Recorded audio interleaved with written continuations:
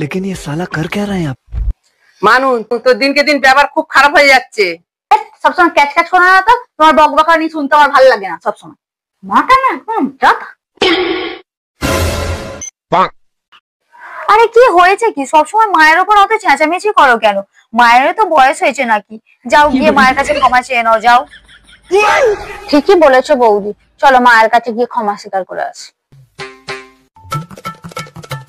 আর বলিস না রে বোন, আমার মেয়েটা খুবই ভালো, বউটাই বজ্জা। ঠিক বলেছো। আমার মেয়েকে সবকিছু শেখাচ্ছে, মেয়ে এসে আমার সাথে ঝগড়া করছে। মায়ের কথাই কিচ্ছু মনে করো না, মায়ের তো বয়স হয়েছে। কি